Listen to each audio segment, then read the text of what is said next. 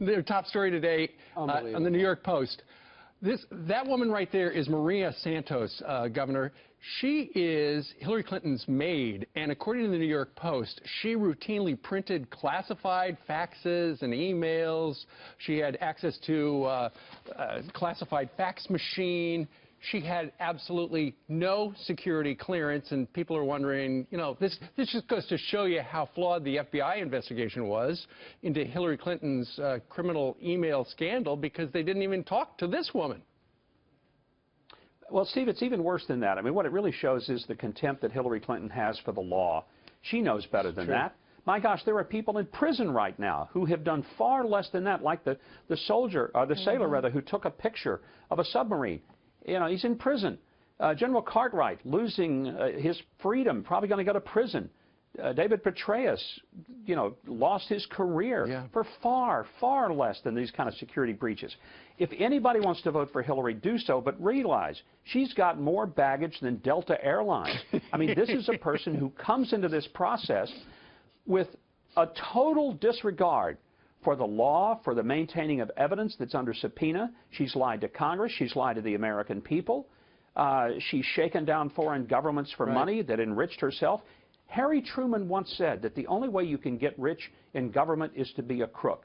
Well, she and Bill have gotten really, really rich, and I'll leave it at Harry Truman's statement to figure out how she did it. And he left very poor. Governor, a couple of things.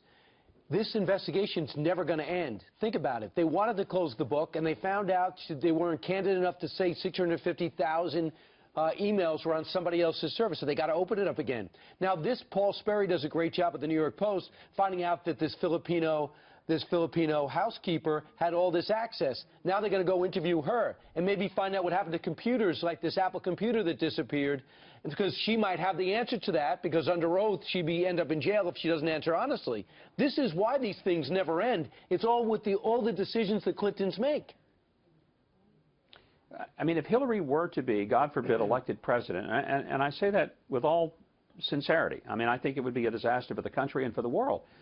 But the fact is, she's going to be the most distracted president ever to take the oath of office, because these things are not going away. And they shouldn't, because if they do, then we need to go and apologize to all those people who have been charged with federal crimes for far less security breaches and for the destruction of evidence and the obstruction of justice that Hillary has been already, you know, clearly been involved with. This is really, really, to me, very serious, and I hope the American people realize I'm a partisan. I don't pretend to be objective, and I'm not trying to even portray myself as one today.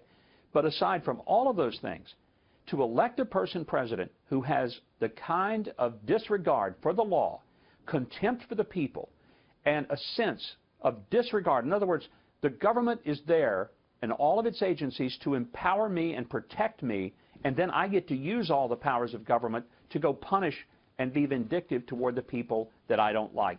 That is a scary thing for the country and for the world. That's why